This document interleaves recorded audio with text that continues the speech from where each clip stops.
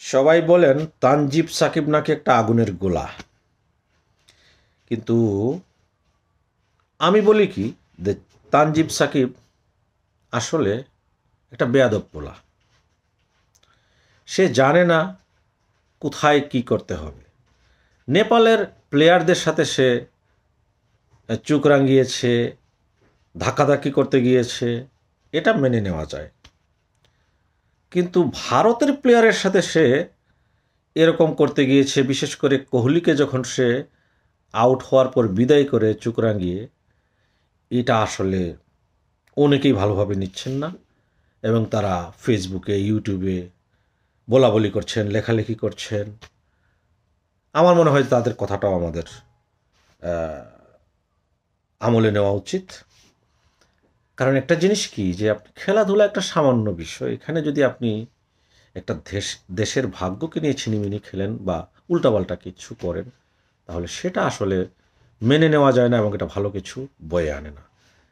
তানজিব সাকিব কোহলির সাথে চোখ রাঙিয়ে যে সমস্যাটা তৈরি করেছেন, সেটা কিন্তু আমাদের ক্ষতির কারণ হয়ে দাঁড়াবে। বিশেষ করে ভারতের সাথে একটা ভালো সম্পর্ক রক্ষার ক্ষেত্রে আমাদের জননেত্রী, প্রধানমন্ত্রী মাননীয়া শেখ হাসিনা যে কষ্ট করে যাচ্ছেন, যে পরিমাণ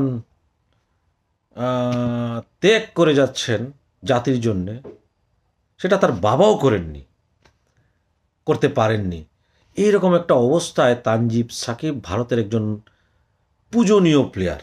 সবাই যাকে, ইভেন প্রধানমন্ত্রী পর্যন্ত, নরেন্দ্র মোদী পর্যন্ত তাকে পূজা করেন মনে হয়। এইরকম একজন প্লেয়ারকে চোখ রাঙিয়েছেন। এটা যে বাংলাদেশের ভাগ্যে কি নিয়ে আসছেন, এটা এখন দেখার বিষয়। আমি মনে করি যে তানজিব সাকিবের উচিত দ্রুত কোহলির কাছে মাফ চাওয়া এবং এই ধরনের আগুনজোড়া বোলিং যেন তিনি আর না করেন। কারণ খেয়াল করেছেন কোহলি তো আনকমফোর্টেবল ছিলেন এই তানজিব সাকিবের বোলিংয়ের সময়। এটা মনে হয় তানজিব সাকিবের করা উচিত হয়নি। তাকে জিজ্ঞেস করা উচিত ছিল যে কী ধরনের বল তিনি পছন্দ করেন, বোলিংটা ওই অনুযায়ী করা উচিত ছিল। তিনি যে স্লোয়ারে তাকে ডস দিয়েছেন, এটা আরেকটা বেয়াদবি আমি মনে করি, এবং তাতে তিনি স্টাম্প ভেঙে দিয়েছেন। কোহলির মতো প্লেয়ারের স্টাম্প ভাঙা কি সহজ বিষয়?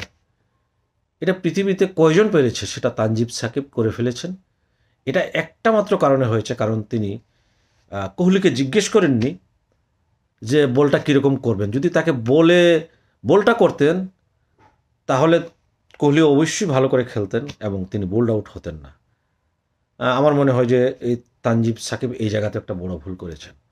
নেক্সট টাইম ভারতের কোনো প্লেয়ারের সাথে খেলতে হলে তানজিব সাকিবের মতো যারা একটু আগুন ঝরা বোলিং করেন, তারা অন্তত জিজ্ঞেস করে নেবেন যে তারা কী ধরনের বল টল পছন্দ করেন। নতুবা আমাদের জাতীয় জীবনে একটা প্রবলেম আসবে। শেখ হাসিনা, আমাদের মাননীয় প্রধানমন্ত্রী, অনেক কষ্ট করছেন ভারতের সাথে সম্পর্ক রক্ষা করতে। আমি জানি এই মুহূর্তে তিনি আরও কষ্ট করতে হবে, কারণ তানজিব সাকিবের এই আচরণের মাধ্যমে সম্পর্কের মধ্যে যে ক্ষত সৃষ্টি হয়েছে, সেটা সারাতে আমাদের শেখ হাসিনাকে আরও অনেক কিছু দিতে হতে পারে। ইতিমধ্যে তিনি বাংলাদেশের রেল যোগাযোগ দিয়েছেন, মংলা বন্দরও তিনি বলে এসছেন দেওয়ার জন্য। মানে ভারতকে সাধছেন। তারপরে আমাদের তিস্তা প্রকল্পে যে পানি চলাচলের যে সমস্যাটা আছে নদী ভিত্তিক, সেখানেও তিনি ভারতকে বলে এসছেন তারা যেন ঠিকমতো আমাদের পানি দেয়, এবং ভারত সেটা বলেছে আমাদের ঠিকমতো পানি দিবে। কিন্তু সেটা আমাদের এই যে কিছু কিছু বুর্বক টিয়ার আছেন, বুর্বক কিছু লোক আছেন, এরা কিন্তু এগুলো নষ্ট করে ফেলছেন। আমি তানজিব সাকিবকে বলবো, প্রথমেই কোহলির কাছে যাওয়া যদি পারেন, সেখানে তার পায়ে ধরে মাফ চাওয়া। কোহলি যদি মাফ করেন, তাহলে যেন তিনি ফিরে আসেন, এবং পরবর্তীতে তিনি খেলবেন কি না খেলবেন এটা অন্য বিষয়। কারণ ভারতের সাথে খেললে আমি তানজিবকে বলবো যে তিনি যেন একটু বুঝে শুনে বল করেন। আর কি বলবো, বাকি প্লেয়ার যারা উঠছেন, অনেকেই এই বিভিন্ন জায়গায় একটু শারীরিক ভাষা দেখানোর চেষ্টা করছেন। আগ্রাসী ভাষা এটা দেখাবেন না সব জায়গায়, অন্তত ভারতের সাথে দেখাবেন না। নেপালের সাথে করেন, শ্রীলঙ্কার সাথে করেন, উগান্ডার সাথে করেন, এগুলো ঠিক আছে, এগুলো কোনো সমস্যা হবে না, কিন্তু ভারতের সাথে এটা করতে যাবেন না। ভারতের এক একটা প্লেয়ার তাদের এক একটা দেবতার মতো, ওরা পূজা করে ওদেরকে নিয়ে। আপনি যাদেরকে নিয়ে পূজা করা হয় তারা আল্লাহর মতো ভাবে, নবীর মতো ভাবে, এদের মতো লোকজনকে আপনি তাদের সাথে বেয়াদবি করবেন, এটা ভারতের হিন্দুত্ববাদে এদের কোনো স্থান নেই, এটা তারা মেনে নিতে পারে না। সুতরাং এই কাজটি করতে যাবেন না। আর আমি কি ধন্যবাদ জানাবো, না এই বেয়াদবির জন্য তিরস্কার করব ওর নাম কি, ওই তানজিব সাকিবকে? আমি বুঝতে পারছি না। কোনো কোনো সময় মনে হয় যে ওরে প্রশংসা করি, আবার ভয় পাই যে আমাদের দেশের প্রধানমন্ত্রীর না কত কষ্ট হবে এই সম্পর্কটা নতুন করে বিনির্মাণ করতে। তো আমি মনে করি তাকে তিরস্কার করাই উচিত আপাতত। অন্তত বাংলাদেশের জাতির ভাগ্য যাতে একটা দোলাচলের মধ্যে না পড়ে, একটা খারাপ দিকে না যায়, সেই জন্য অন্তত আমি এই মুহূর্তে তানজিব সাকিবকে বকা দিচ্ছি, বলছি যে একটা বেয়াদব পোলা। যারা বলছেন আগুনের গোলা, আমি বলছি এটা বেয়াদব পোলা। এই বেয়াদব পোলারে আপনারা ঠিক করেন, ওর দাড়ি টাড়ি যেগুলো আছে সেগুলো কাইটা সুন্দর করে দেন। ওইরকম লম্বা লম্বা দাড়ি রাখছে কেন? আরেকটা দেশি হইতেছে, ওর নাম হলো রিশাদ। রিশাদ, তোমারও কিন্তু, তোমার প্রতি মাসের চুক আছে, কিন্তু তোমার দাড়ি মাড়ি বেশি লম্বা করতেছে, ওইগুলো কিন্তু খাটো করে রাখো। মাহমুদুল্লাহ অবশ্য সময় চলে গেছে, ও বয়স হয়ে গেছে, এখন তার এরকম দাড়ি টাড়ি রাখলে কেউ মাইন্ড করবে না। তবে বাংলাদেশের ক্ষেত্রে অন্তত এরকম লম্বা দাড়ি না রাখাই ভালো, কারণ ওই জঙ্গি মুঙ্গির মতো লাগে।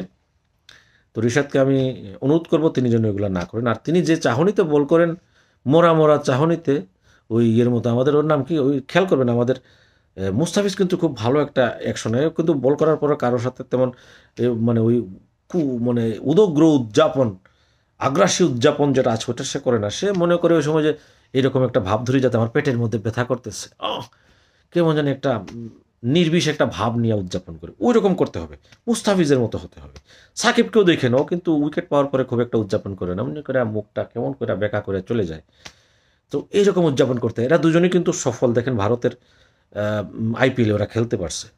তো আপনি তানজিব সাকিব জীবনেও আপনি ভারতের আইপিএলে খেলতে পারবেন না যদি আপনি এইরকম আচরণ করেন। আপনার দাড়ি ছাটাইয়া ঠিক করেন, আর মেয়েদেরকে আপনি সম্মান করে কথা বলবেন, মেয়ে জাতিকে বিশেষ করে। আর হইল গিয়া ওই ভারতের কোনো বোলারের বিরুদ্ধে বল করতে হলে তাকে আগে পাঠিয়ে দিবেন যে আপনি কোন বলটা কীরকম করবেন, প্রথম বলটা কীরকম করবেন, দ্বিতীয় বলটা কীরকম করবেন, তৃতীয় বলটা কীরকম করবেন, কোনো স্লোয়ার ডেলিভারি দিবেন কি না, বলে লেন্থ টেন্থ সহ একদম মাইপে বলে দিবেন। ওগুলো হলো তোমার কাজ। যদি খেলতে চাও তাহলে আইপিএল টাইপিএলে খেলতে পারবা, আর বাংলাদেশ ও ভারতের সাথে তার সম্পর্ক ঠিক রাখতে পারবো। ভবিষ্যতে আমরা জাতি হিসেবে টিকে থাকতে পারবো অন্তত।